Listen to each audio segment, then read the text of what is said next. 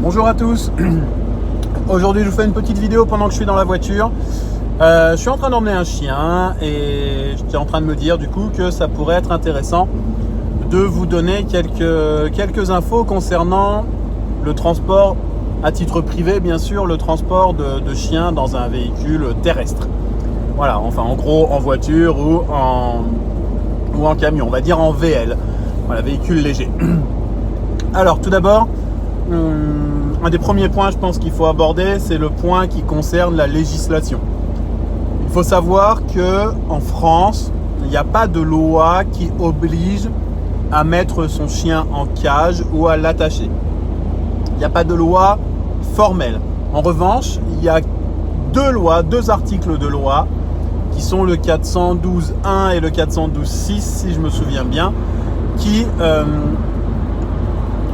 nous disent qu'il sera préférable et en tout cas qu'il sera laissé à la libre appréciation des forces de l'ordre de mettre le chien soit à l'attache soit dans une voiture. Le 412.1, c'est un texte de loi qui dit simplement que tout passager dans un véhicule, alors je vous le résume, je ne les ai pas sous les yeux, mais que tout passager dans un véhicule doit être attaché avec la ceinture de sécurité. Voilà, ça c'est le premier point. Alors est-ce qu'on considère que le chien est un passager comme un autre ou pas ? Ça, ce sera justement laissé en cas de problème de contrôle ou d'accident, laissé à la libre appréciation, on va dire, des forces de l'ordre qui vous auront contrôlé ou même de l'assureur si vous avez eu un accident. C'est le premier point. Le second, le 412.6, lui, il nous dit que... qu'est-ce qu'il nous dit 412.6 Il nous dit qu'il faut qu'en aucun cas les passagers du véhicule soient une gêne dans les mouvements du conducteur ou dans son champ de vision, dans sa visibilité. Donc la même chose. À quel moment est-ce que le chien peut devenir une gêne dans les mouvements et dans la visibilité ? C'est un gros chien et qu'il est assis à côté de vous, ça peut poser un problème de visibilité pour pouvoir voir ce qui se passe dans le rétro à droite ou même par la fenêtre tout simplement. À l'arrière, ça peut être la même chose. Il peut vous empêcher de voir dans le rétroviseur pour vos mouvements, s'il vient vous coller, etc. Voilà, tout ça, ça peut être des gênes, comme ça peut ne pas en être. Donc c'est vraiment, et c'est ça qui est entre guillemets problématique, c'est que c'est à la libre appréciation finalement des personnes qui vous contrôleront ou des assureurs s'il y a un souci. Donc idéalement, ça va être de ne pas prendre de risques et puis de se dire, ok, le chien, soit je l'attache, soit je le mets en cage. Ce sera d'ailleurs une question, au-delà de la loi, ce sera une question de sécurité. Je finis un coup avec la loi quand même, je pense qu'il y a un point qui est assez important à préciser. La loi n'est pas la même dans tous les pays. Si vous faites un voyage hors de France, si vous faites un voyage dans un autre pays, avant d'y aller, avant de vous y rendre, avant de passer la frontière, pensez à vous renseigner par rapport à ça, par rapport aux obligations que vous pourriez avoir vis-à-vis du chien dans votre voiture. J'allais commencer. Alors pardon, c'est un peu décousu, comme d'habitude. Je suis en train de conduire, j'ai pas de notes, j'ai rien de tout ça, donc ça peut être un peu décousu. Donc la sécurité. Je commençais à vous parler un peu de la sécurité parce que justement, je vous disais que dans le lien, ça peut être intéressant soit de les mettre en cage, soit préférable même, soit de les attacher. Pour une question de sécurité, ça c'est un point qui va être primordial à considérer. Si votre chien est en liberté dans la voiture, dites-vous bien qu'en cas de choc, au-delà de la gêne qu'il peut vous occasionner à vous, en cas de choc, en cas d'accident, votre chien devient un projectile. Un projectile qui peut rester dans la voiture et faire très mal à ses occupants, un projectile qui peut sortir de la voiture et se faire très mal à lui-même d'ailleurs. C'est dire un chien qui vous allez choquer à 50 km/h, un chien qui va choquer contre les sièges, contre le pare-brise, contre un passager, ça peut être quelque chose de vrai, un occupant du véhicule, parce que ça peut être les conducteurs aussi, ça peut être quelque chose de vraiment dangereux. De plus, si vous avez un accident et que la vitre se brise, par exemple le pare-brise, la vitre, vous avez eu la chance que votre chien ne soit pas éjecté, blablabla, parce qu'il était en liberté, il va être choqué et du coup il n'y a rien qui va l'empêcher de se sauver et de créer peut-être même un suraccident, au-delà du fait de se perdre, de se faire écraser, etc. Il peut créer un suraccident. Donc le fait de l'attacher ou le fait de le mettre en cage, ça me semble être vraiment une bonne idée. À savoir que il va falloir qu'on se demande justement, est-ce qu'on préfère attacher ou mettre en cage et où est-ce qu'on va le faire dans le véhicule. Il faut considérer que le coffre d'un véhicule, ce n'est pas un endroit sûr. Les véhicules modernes, je ne sais pas si on peut dire réellement modernes, mais en tout cas depuis maintenant peut-être bien 20 ou 30 ans peut-être, ouais. Enfin depuis un gros moment, depuis au moins 20 ans, ça c'est sûr. Il faut savoir que nos voitures sont des voitures que l'on dit à déformation programmée. C'est-à-dire que la seule partie complètement rigide de la voiture qui sera, autant que faire se peut, indéformable, ce sera l'habitacle, ce sera ce qu'on appelle la cellule de survie, c'est-à-dire la partie siège avant, la partie siège arrière. Le coffre et les ailes à l'avant, ainsi que le capot, ont tous des petites encoches, sont tous dans un matériau spécifique, en tout cas ont tous des particularités qui vont leur permettre d'être déformables en cas de choc.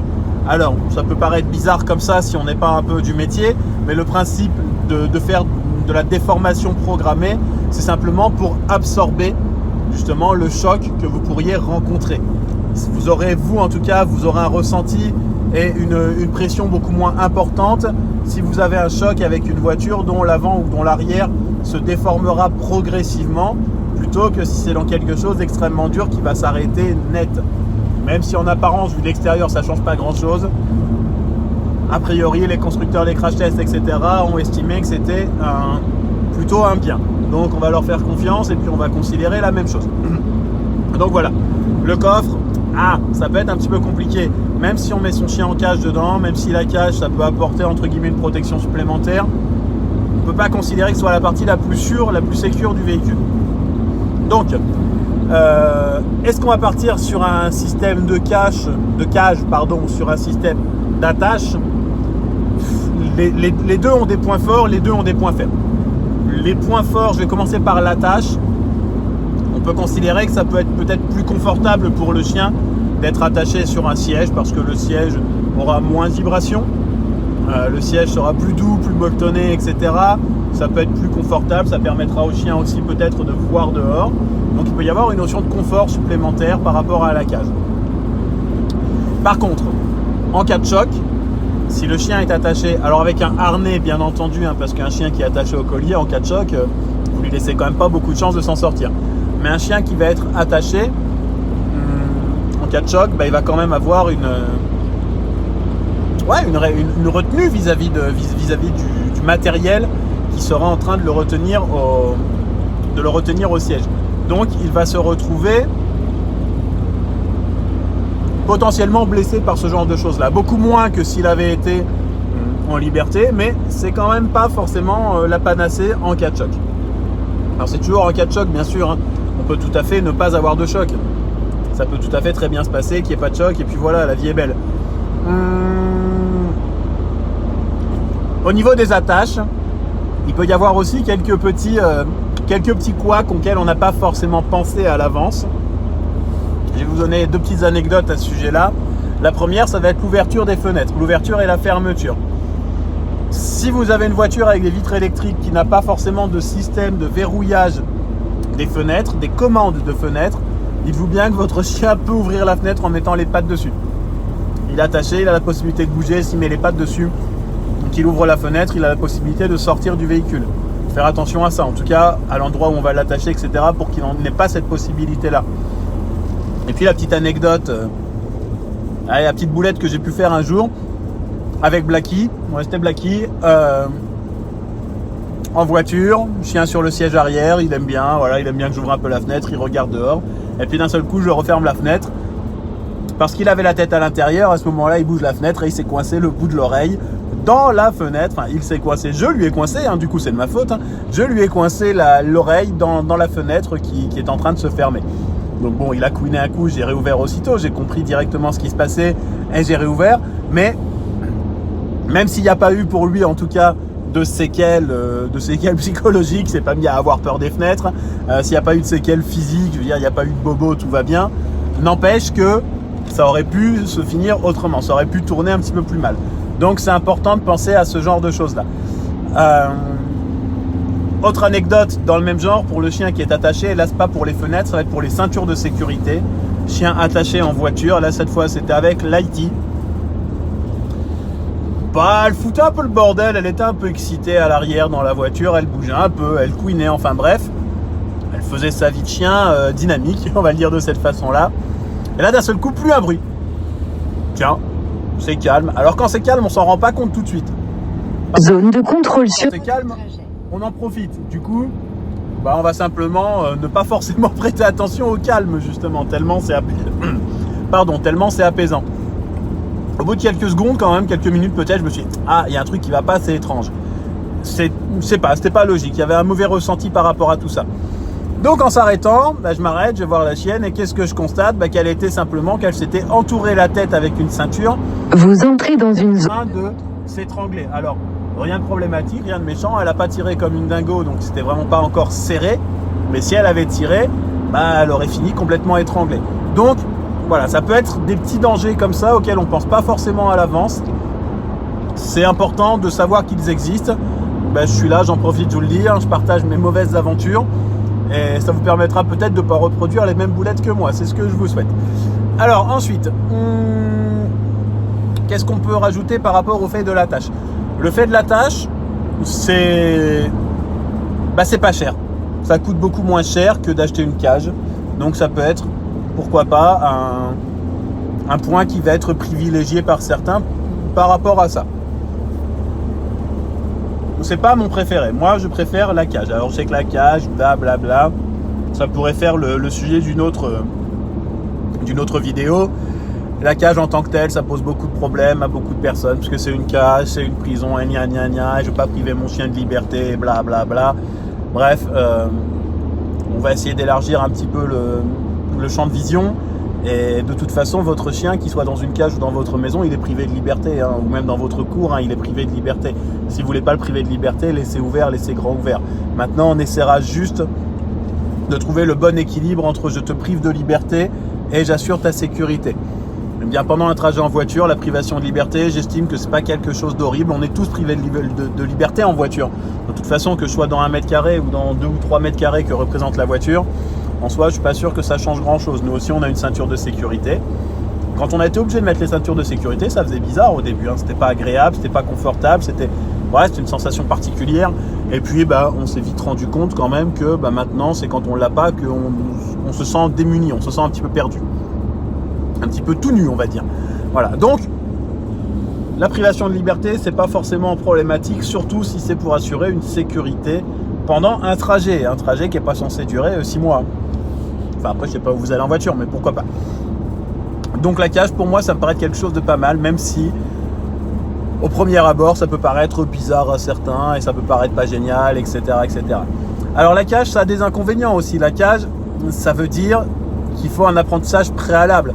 Il faut que votre chien accepte d'entrer dedans et qu'il se sente à l'aise dans cette cage.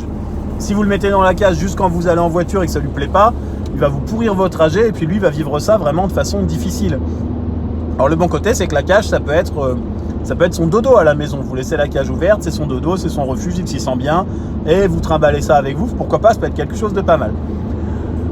Au niveau des avantages, la cage, c'est que le chien ne peut pas en sortir, ne peut pas faire de bêtises dans la voiture, ne peut pas se blesser. Bref, en théorie, en tout cas, tout se passe bien dans la cage.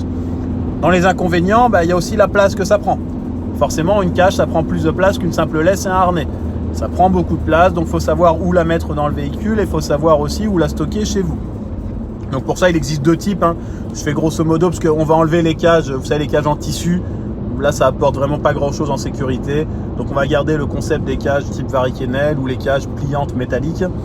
Alors les premières sont intéressantes parce qu'elles sont en plastique et donc elles sont facilement nettoyables, silencieuses, etc. Mais pour les replier, c'est bien compliqué. Elles ne sont pas prévues pour être repliées, donc ça peut créer un problème de stockage, un problème d'emplacement. Les secondes, donc les cages métalliques, peut-être que vous l'entendez derrière moi, voilà, j'en ai une. C'est juste une horreur à ce niveau-là. Quand la voiture vibre un peu, ça vibre aussi et gling, gling, gling, gling, gling, gling, c'est super désagréable. Le bon côté, c'est qu'on peut la replier, la ranger. Ça prend beaucoup moins de place à la maison. À transporter, c'est beaucoup plus simple aussi que de se balader un kennel, enfin un Varikennel. Donc voilà, ce sont 2 choses qui peuvent être à prendre en considération. Le nettoyage, c'est beaucoup plus facile. Je pense, j'allais parler de nettoyage. C'est vachement plus facile de nettoyer une cage en plastique dans laquelle le chien aurait par exemple vomi que de nettoyer des sièges de voiture dans lesquels il va être. À savoir que plus votre chien sera mis sur des sièges ou sur quelque chose qui sera peu soumis à des vibrations, on va le dire de cette façon-là, mieux il se sentira en voiture. En règle générale, bien sûr, il peut y avoir des exceptions. Donc, le poser directement à même le sol dans la voiture ou dans le coffre, par exemple, c'est pas forcément top. Pour lui, en tout cas, ce sera moins agréable. Il existe des caillebotis en caoutchouc, vous pouvez acheter dans n'importe quel magasin de bricolage. Ça doit coûter une quinzaine d'euros peut-être pour une grande taille, que vous pouvez mettre dans les... sous la cage, simplement, sous la cage de transport, pour que ça amortisse vraiment les vibrations vis-à-vis du chien. Si vous le mettez au sol dans votre voiture ou dans votre coffre, là vous pouvez le mettre dessous, c'est-à-dire vous le mettez, vous le posez, vous posez par-dessus le dodo du chien éventuellement et vous mettez le chien par-dessus, bien sûr. Voilà, pour limiter un peu les vibrations, ça peut être quelque chose d'assez intéressant. Alors justement, là je vous dis dans le coffre, par terre, etc. Où est-ce qu'on place le chien dans la voiture? C'est une question qui peut se poser. C'est une question qui est peut-être pas forcément... je pense pas que ce soit une question bête. Alors sur vous, en tant que conducteur, non, jamais, quoi qu'il arrive. Alors s'il y a une cage, on n'en parle même pas, même s'il est attaché, juste attaché, pas sur vous. C'est important. Sur le siège avant, c'est chouette parce que le chien voit la route, lui il est content, mais vous, ça va vous... Si c'est une cage, ça va complètement perturber votre champ de vision. Si c'est juste le chien, ça va le perturber un petit peu moins, mais ça va le perturber quand même. À savoir que quand on est sur un siège avant ou quel que soit le siège qui est sujet à avoir des airbags qui se déclenchent, vous accrochez votre chien sur le siège avant, vous avez un choc, le chien prend l'airbag dans la tronche, il y a peu de chances qu'il s'en sorte. En tout cas, il y a peu de chances qu'il s'en sorte indemne. Donc si on peut penser à ce genre de choses là, c'est pas plus mal. À savoir que les airbags peuvent se désactiver sur certains véhicules, pourquoi pas, c'est peut-être une solution. Si vraiment vous insistez dans le fait de vouloir mettre le chien sur le siège passager. Alors sur le siège passager, c'est chouette parce qu'on a son chien à côté, on peut le papouiller pendant qu'on conduit. Le côté un peu plus embêtant, c'est qu'il peut aussi lui venir justement s'intéresser peut-être à nous, donc des petits câlins, des petites léchouilles, etc. qu'on n'aurait pas forcément prévu.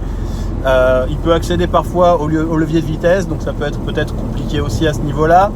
Et puis il peut par exemple voir un chat qui traverse la route de l'autre côté, de votre côté à vous, et puis vous bondir dessus tant bien que mal, en tout cas réussir à vous toucher, vous perturber, c'est pas la meilleure solution. Les sièges arrière, quand le chien est à la tâche ou qu'il est en cage, c'est en tout cas ce qui semble être l'idéal.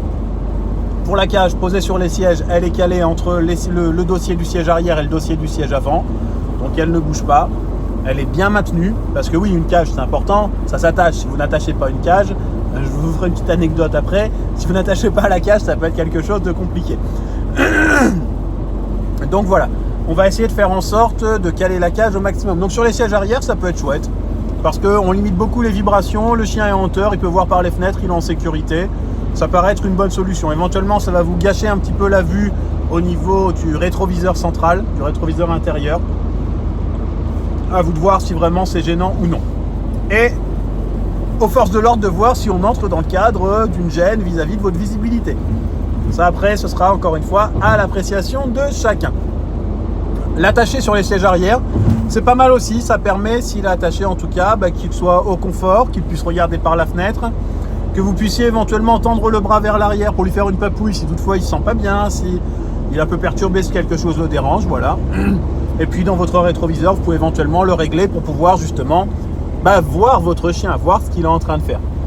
Le coffre, je déconseille par principe parce que comme je vous disais, ça ne fait pas partie de la cellule de survie. Donc ce serait quand même dommage d'avoir un chien qui finisse en carpette écrasé.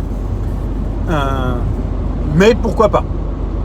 Le coffre en tout cas, c'est à vous de voir. C'est vraiment à vous de voir. Ça peut représenter certains risques. Ça peut éviter que votre voiture soit crado par exemple, pour ceux qui auraient tendance à pas apprécier ça. Il y a des pour, il y a des contre. Perso, je suis pas forcément super pour, mais il y a des pour et il y a des contre. Voilà en gros pour les attaches, pour soit la cage, soit le fait d'attacher le chien. Où est-ce qu'on le place dans la voiture? Je pense que c'est important quand on fait un trajet avec son chien en voiture de penser à emmener du matériel. Alors quand je dis du matériel, attention, il n'y a pas 50 millions de choses à emmener, mais c'est important de prévoir de l'eau bien sûr pour s'il a soif. Alors de l'eau et une gamelle, ça peut être intéressant.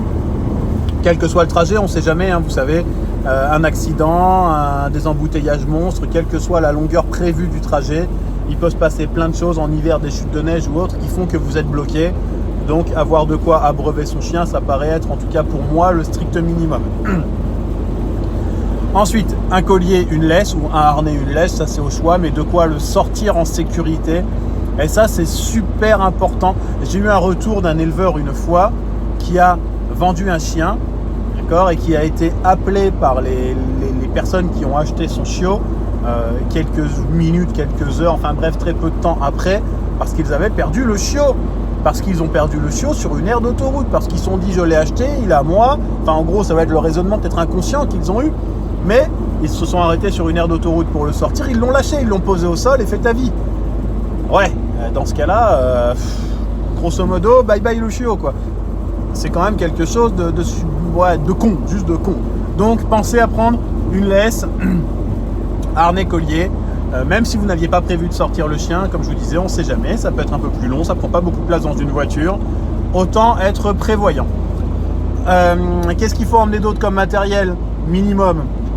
Du sopalin, en tout cas de l'essuie-tout, vous appelez ça comme vous voulez, mais de quoi essuyer justement si votre chien est malade, ça peut arriver.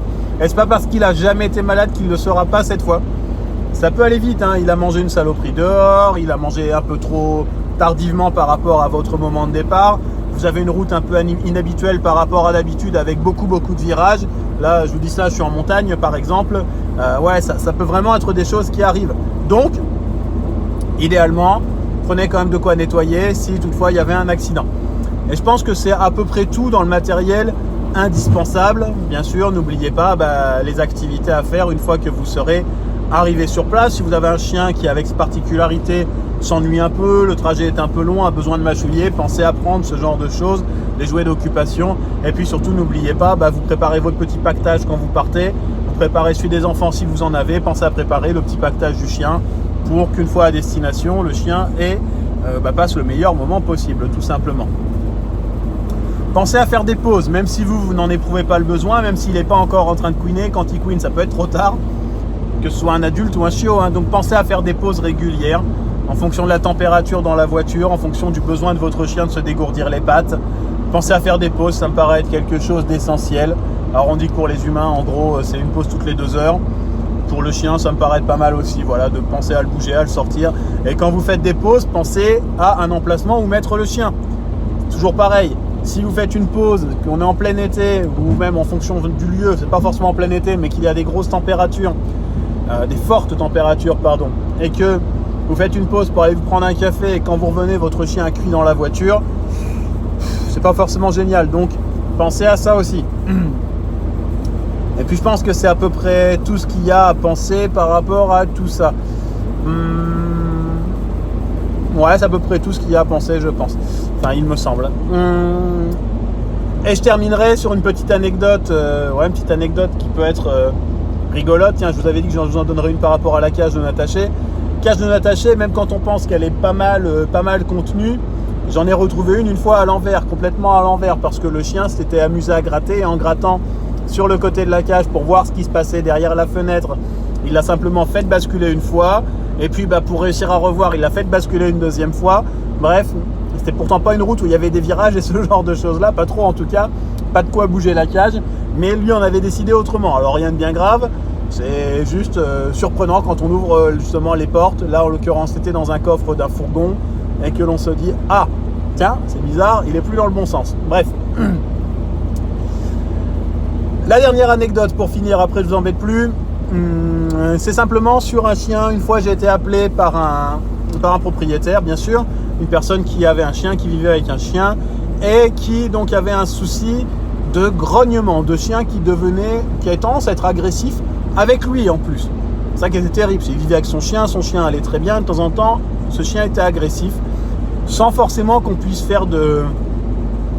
établir un lien avec quoi que ce soit, un lien avec un moment, un lien avec une durée de trajet, un lien avec un lieu un lieu où il allait ou même un type de route.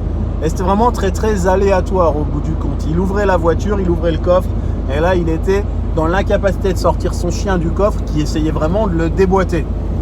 Alors bon, là on a commencé à réfléchir un peu, on s'est posé pas mal de questions, on s'est demandé mais pourquoi, comment? Alors est-ce que ça a un lien avec le trajet, est-ce que ça a un lien avec le lieu où il est arrivé, avec la durée?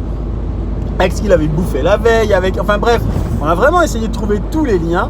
C'était que ça a été long, c'était très très long dans les tests qu'on a pu faire, dans les essais qu'on a pu faire. Et finalement, en fait, on a juste détecté que ce chien-là ne supportait pas l'odeur, l'infime odeur du sans-plomb que l'humain pouvait avoir sur les mains quand il faisait son plein et qu'il avait le chien. Après ça, quand il allait ouvrir le coffre, il sentait le sans-plomb. Alors c'est pas non plus une odeur de dingue pour nous, pour le chien a priori c'était suffisant. Il ouvrait le coffre, il pouvait plus approcher la main de son chien sans que son chien essaie de le défoncer. Comme quoi quelquefois ça tient vraiment à pas grand chose. Donc en gros ce sera pour la liste du matériel. Vous emmenez votre chien en voiture si vous ne l'avez pas habituellement dans votre voiture. Pensez à mettre des gants vinyles, des gants, ce que vous voulez, pareil de l'essuie-tout ou autre si vous êtes amené à faire votre plein d'essence.